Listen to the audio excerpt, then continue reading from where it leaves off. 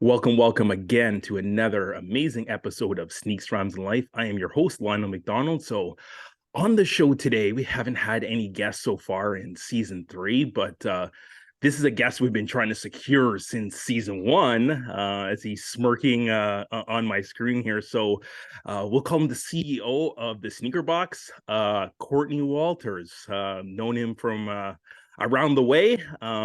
Definitely, we worked together for a period of time. I think at one point he wanted to beat me up, but that's for another story that may come out later on today. But Courtney, what's good? How you doing? No, brother, I'm all good over here. How you Oh, doing?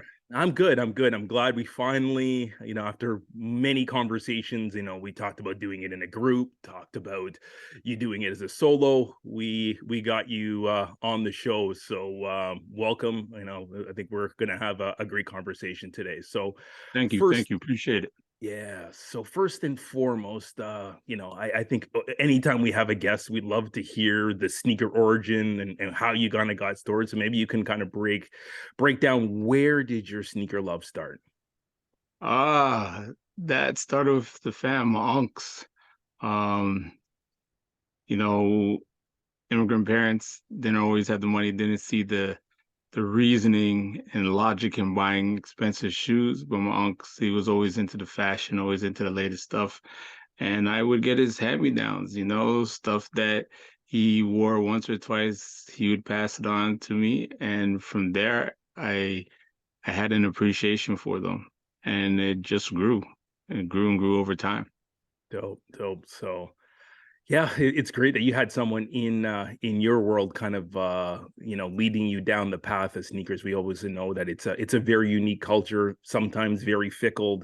Sometimes people don't understand the passion, how people can have hundreds of the same shoe or different styles of sneakers, or how people can stand in a lineup for 24 hours to get a shoe. But that's how we roll in the sneaker culture. So we know that we're recording now in November, just before Thanksgiving, so this may come out late November or early December, depending how a couple things line up. But when we talk November, we know that and particularly here in Toronto, we got snow on the ground. So what's in the winter rotation right now of sneakers that you're wearing?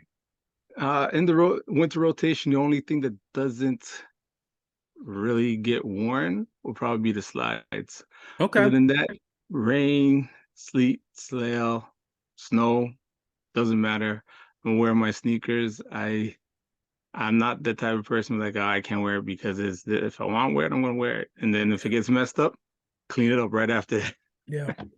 Yeah, you are definitely from the rock vein, not the stock vein. When Not it at comes to all. sneakers, you wear your joints, so that's Yeah. always great to hear. I can't logically spend $200-300 and let it sit. Nah. Facts. I'm not raised that way.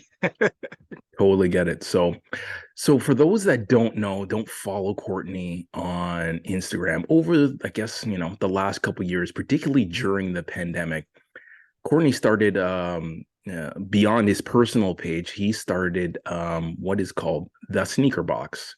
So Courtney, and it's really interesting, you have quite the following, you do a weekly post of different people, and they tag you and what they wear on Wednesday. So can you give us like the history, the journey of how the sneaker box kind of came to be?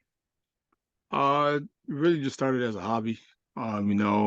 Being a part of the sneaker culture, being on social media, and just actually wanting to like share a little bit what I got. You and other individuals have had multiple conversations about just our collections, and everyone normally showcases the hype stuff, the heat stuff, but they really give appreciation for everyday general release, rock them till they drop sneakers. And I just wanted to show my love for it and show what I had. Yeah, my collection isn't full of the most expensive, exclusive sneakers.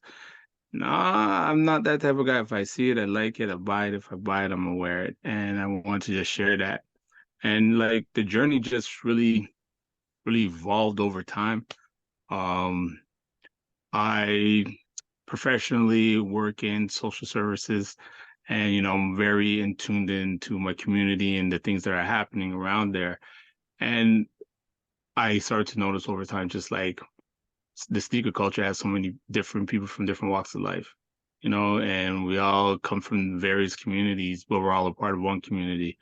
And from there, I decided to say, let me talk to my community about some of the stuff I'm experiencing, seeing, questioning, putting stuff out there, a little bit here and there, feelers, but still bringing it back to the love and joy that connects us, and that's our sneakers. Yeah, Yeah. I definitely feel you, and that's a great story, and just understanding of how the sneaker boss came to be. So, like, how many followers do you have right now? I don't even know. I don't have that many. Still trying to get that up there. Yeah, but you got Still some trying to soldiers. boost You that. got, I think of draft pick 97, and I think of Kay in Sneakerland. Those are a couple people that I've talked to. Kay has been on, she has an episode coming up probably maybe right before Christmas or after. She's the only one that's been on every season. So Nice. she's a big fan of the show. I think she was very nervous the first time she was on, and saw how easy it is, and we talk, and it's a great time just because we just chop it up about sneakers, right? And I think she has a unique passion, much like yourself.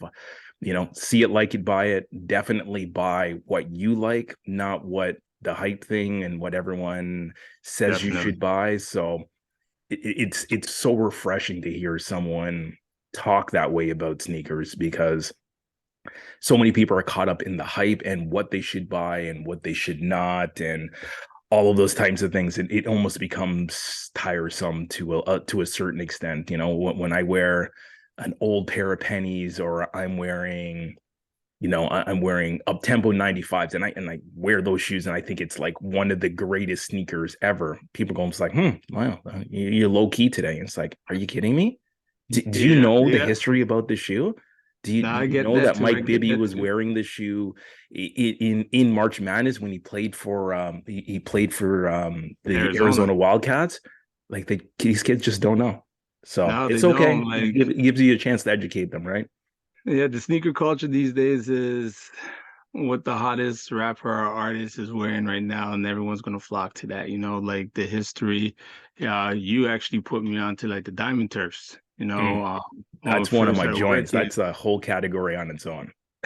and one of my all-time favorites in my collection are my Oregon Diamond Turfs. I don't see anyone rocking those. No one talks about that, and I keep it as. And when I do put it on, people are like, "Hold on."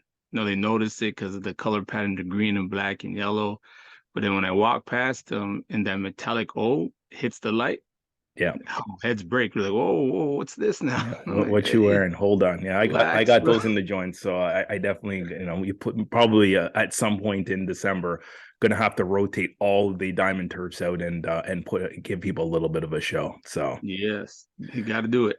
yep. So It's funny you mentioned K and 97 draft pick. Though that's the fam, 96, that's my boy, that's my brother.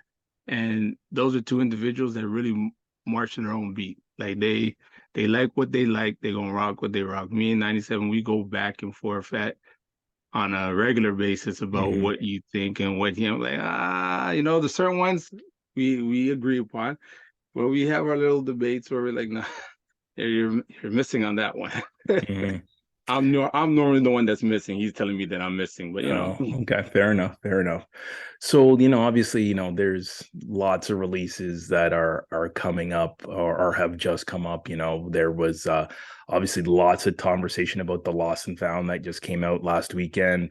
We're on the horizon of the Cherry 11. We watched Carmelo wear it for years off court, and there wasn't one available to the public. Now it's going to be in mass production. And then for those that love the Jordan 2, like myself and Scholar and my boy Dudley, Jordan 2 OG, Chicago, and I already got them, so I'm not buying this one. But the quality of the one that's coming out is real nice. I'm a fan of the twos because I have those mellow twos, as I put it in your yeah. head and you're starting to nod. So what are the releases from your perspective that you're looking towards in the next few months? Like, you don't have to give me a number, just tell me what's got your fancy. Oh, geez, that's a good one. Well, I took a few L's on those I'm there fours. I've been Mm. crying all morning, but I'm starting to get over. I'm starting to get over the loss. But coming up, there's a few. I'm looking at the if they have a large size run in the UNC to Chicago twos, the lows. I'm Yep, liking that's a fire one. That's a fire one. um the gorge green ones. I'm Mhm. feeling they're supposed to be dropping this week, later this week. The Huff Dunks, we're supposed to get our release out in Toronto soon, so hopefully I can get my hands on those. Yep, you need to know those Um, boys at Capsule if you're gonna get that one. yeah, good luck with that one, right? But yeah, there's quite a few. Surprisingly for me, the Home Alone 2 forums, Hmm. saw them and I was like, wow, actually, I really like these. I'm feeling these ones. So those ones might be the ones that like I step out of the box thing and add to the collection for me. And be like, yeah. But other than that, some hype stuff coming through. I'll may put my name into a hat trying to see, Yeah, but other than that, I'm not too sure. And the Cherry 11, I'm on the fence. yeah, Truth be told, I'm on the yeah. fence. Because it's not an Cher- OG color. Like you have to really like the 11 to want that shoe. But and I I, think I if you really like see, the 11s. yeah, if I'm you just see it not on someone's feeling. feet, you're gonna Yeah, want it. yeah. I gotta see. I gotta see. Yeah. Now you got some time. You got a few weeks to kind of make your mind up on that one. So, I think, obviously through COVID and, the evolution of Nike's sneaker app, and people will say it's hot garbage because of what happened on the weekend with the lost and found, how people secured pairs and then got cancellation emails because and we know that every app has an issue right now, particularly because of the world of bots, but it's also so difficult at times to get shoes in person. So how do you shop? Do you shop in person? Do you shop online? You use the app? Like what's your how do you navigate to try and get what you want? Um, gotta For me, the apps I forever take L's. I'm losing every time I go on it, so sometimes I don't even try. Hmm. But if I'm up, if I'm around, if I remember, I'll do it. But my preferred method is in person. If I have the cop, I still want to go into the store, talk to the sales associate, you know, and see the shoe in hand, feel it, try it on, and then make my purchase. Like I'm really not. I just prefer the old ways. Like Yeah. all the crashing, you get in there, and next thing you know, within less than 30 seconds, everything's sold out. And it's like I can't deal with this. I woke up at 6 a.m. for this. No, I'm very tired now. Yeah. No, I Very hear annoyed. you. I'm going back I to bed. totally get it. So, we talk about brands and I kind of look over your shoulder and I see a beautiful penny box. I see a couple Nike boxes. Looks like I see a Reebok box in the top left-hand corner.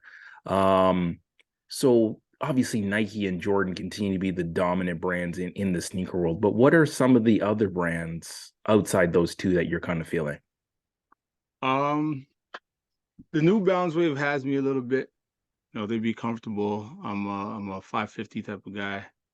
Um, the 2002 R's, they'll be mad comfortable. Yeah. The protection Those are pattern, getting a lot of play these days. yes, they are. Yes, they are. And despite all the controversy, I have my Yeezys. They're Okay. comfortable. You can't tell me nothing about them slides, bro. Shit. Hmm.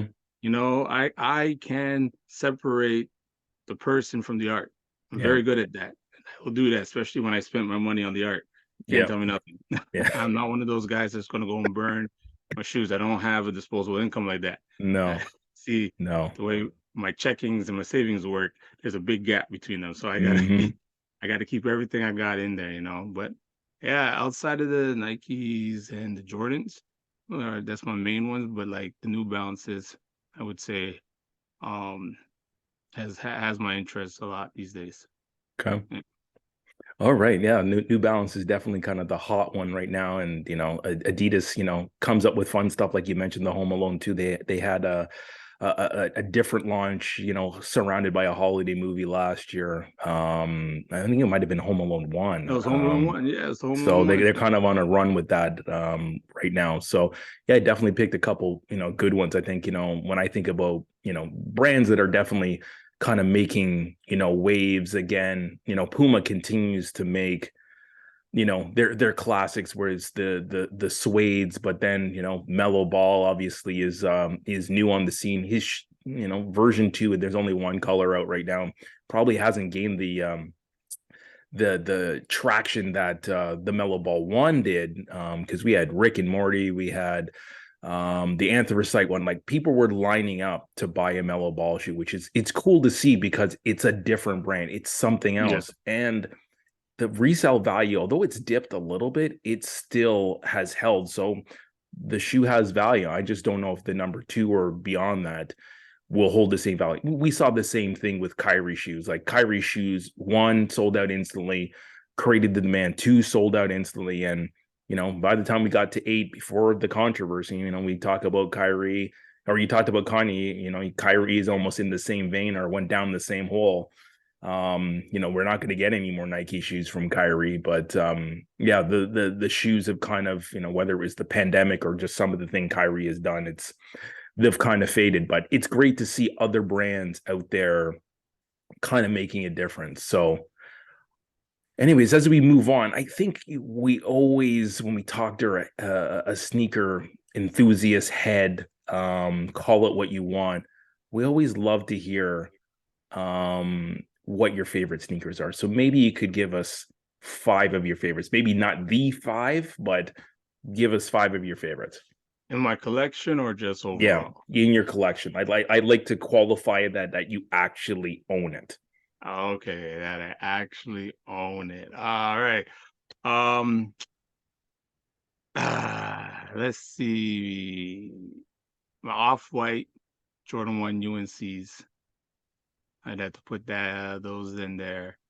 My Concord 11s. Uh, only 5, right? Okay. UNC 1s, Concord 11s. What else we got here? Ooh, this is tough, bro. This is tough. My total Air Max my total foam posit Max, Tim Mm-hmm. Duncan's. Those are definitely one of my Because favorites. you're a Spurs fan. Sure, Damn I right. can buy that one. Yes, I am. um, my Fire Red 5 Black Tongues. I will Okay. always have a pair of those in my collection, regardless how I would have to find a way.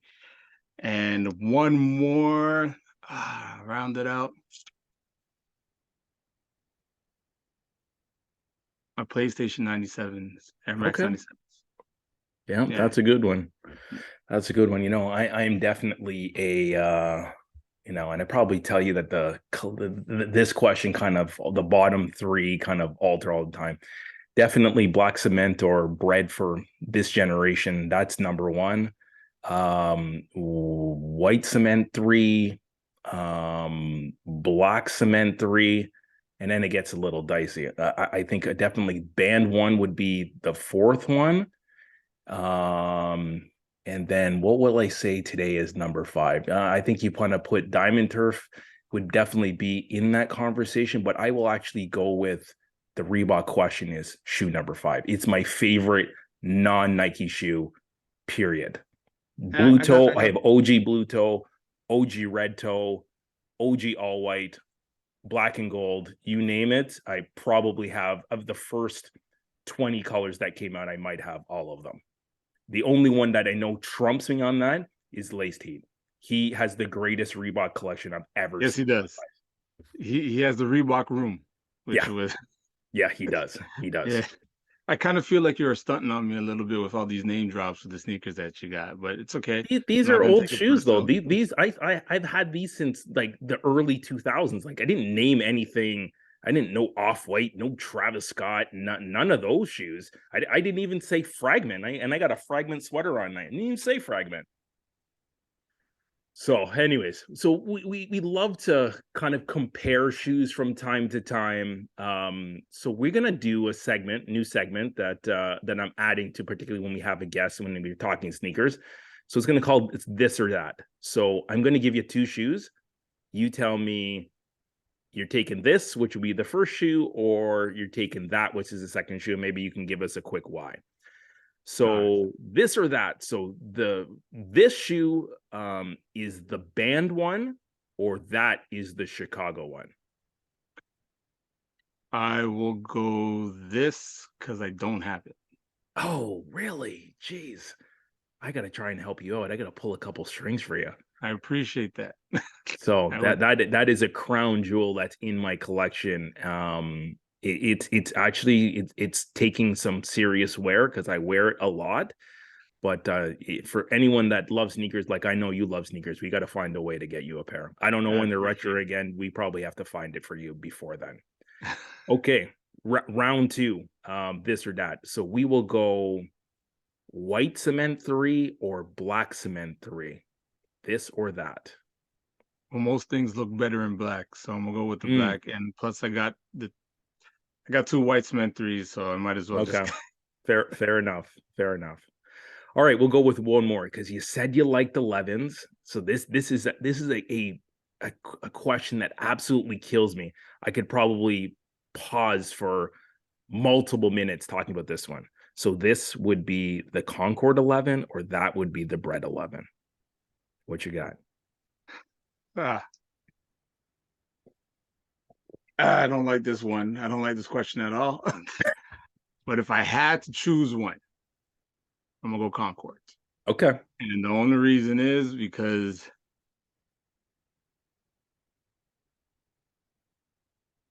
Concords speak to me in a way that it was literally that first shoe that I wanted, had, and it slipped through my fingertips.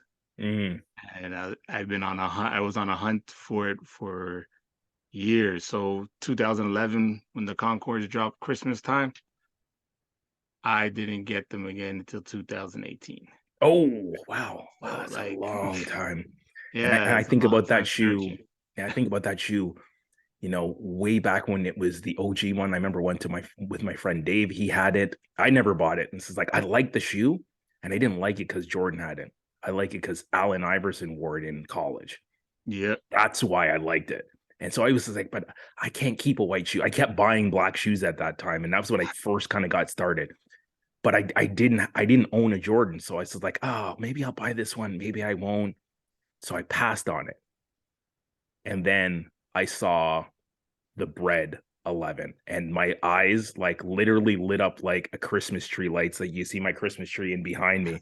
I might, oh my gosh, that is the one. So that is my gateway shoe to Air Jordans.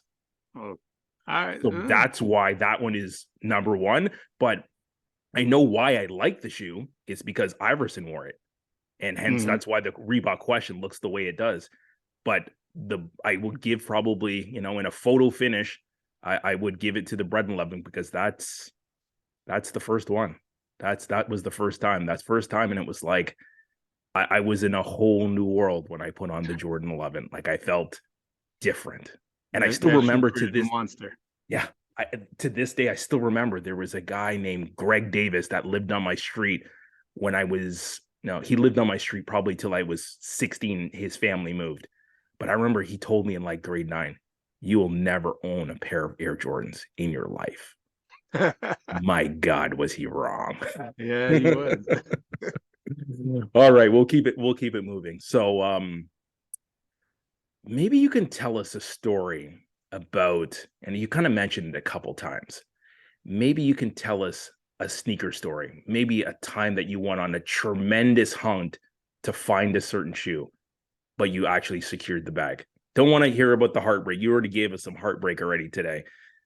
Give us a success story. We got to make sure that we have some positive energy on this podcast. All right. First time I met you.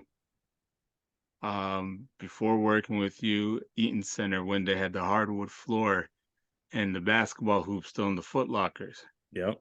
And I walked in there and looking around because there's a particular shoe I wanted. It was the playoff 12s. Mm.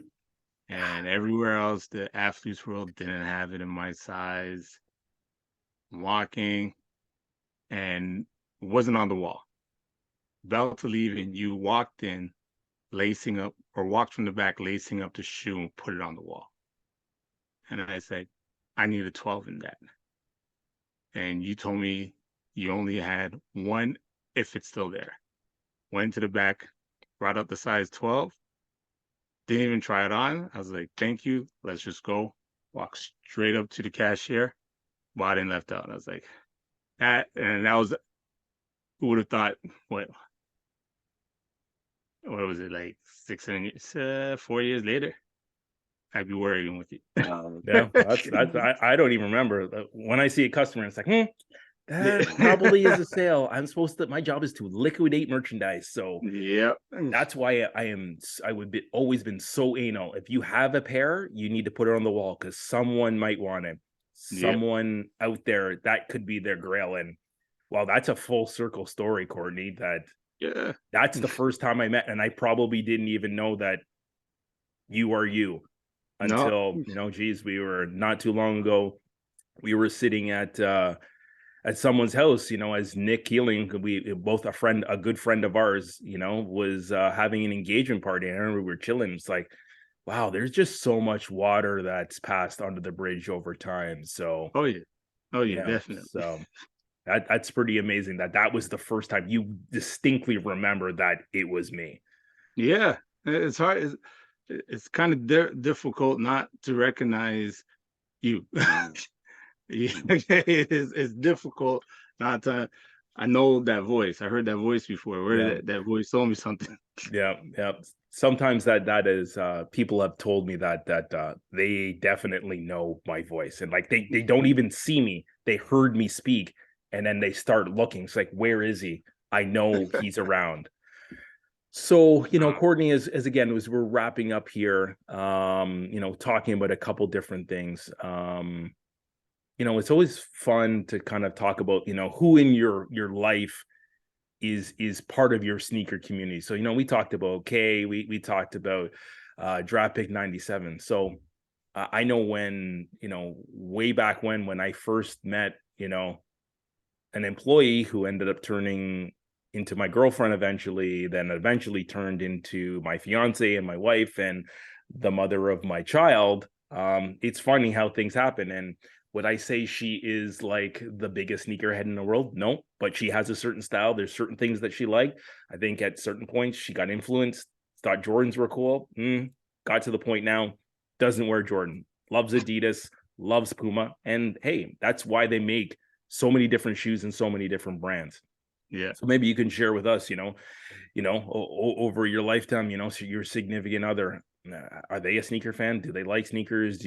How does the influence of you loving sneakers, how does that impact the relationship? I think it's a fun question. Oh, it impacts it a great deal because she be trying to clock what's on my feet. She be telling me, "Oh, that's new." No, what are you talking about? I had this for years. But she has definitely grown in an appreciation for sneakers since we've known each other. Um, is she exactly a sneakerhead? No, but sneaker contact will be her second contact that she makes with a person. Yeah. Okay. And she always curses me about it because she's like, "You have me looking at people's feet, and I hate feet." And I'm like, "I'm sorry," but You hate yeah, feet, but she's that's why we wear definitely. shoes. I can say that her appreciation has grown. She has her own style, and I'm not mad at it. I'm not mad at it because I can always live vicariously through her if I don't get my size or if they don't come out in that colorway for me. But also, I don't got to spend a whole lot because she's not on it like that. I don't got to buy every new sneaker for her. So it's a good balance. It's a good Yeah. balance. Yeah, it definitely seems like that. So we were talking about top five, and I rattled off a few shoes, and you didn't like it, but that's okay. So what is the one shoe that you wish you had that you don't have? Oh, there's a lot. Uh, there's a lot of shoes I wish I had. I don't. Let's see. uh, bread ones. Okay. Um, ooh,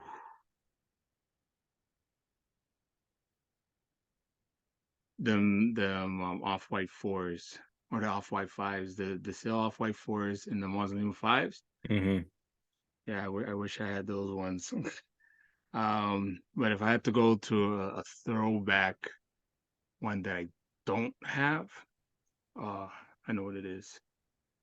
Uh, it is the 16s, Okay. either the cherry woods, or the black 16, probably the black. Black is Yeah. butter. Oh Mine are yeah. still dusty from running on the carpet in Dufferin Mall, but they butter though. Oh, 21s. Hmm. The white 21s, not the with the white, black, and red 21s. Those they were my ball shoes for a period of time, and I would have to say those were probably the most comfortable Jordan ball shoes I've ever played in. Yep. And I regret playing in them because I tore them up Yeah. and I had to get rid of them. And now it's just like, bro, I wish I still had those. I Hmm. really wish I still had those. Yeah. Dennis got me on that shoe. He knew all the tech about that shoe. He had it before we even, this is when you couldn't Google a shoe on the internet. Like, what was that? But he had this whole tech sheet on it. I don't know. He was on Nike Talk back in the day, and it's like, Lionel, it's got this, it's got this. He's got to change the pods, and this is like, okay. Bought one color, bought the first white, black, and red. Was in like Flynn on that one. Black and chrome, black and silver was in on that one. All Yep. white in on that one. And then the my favorite one, I still remember wearing it during the Eaton Center renovation. The red suede. The Yeah. red suede is something special. I have the gray suede too. Didn't wear as well as the red one, but the red one, like I used to wear it repeatedly.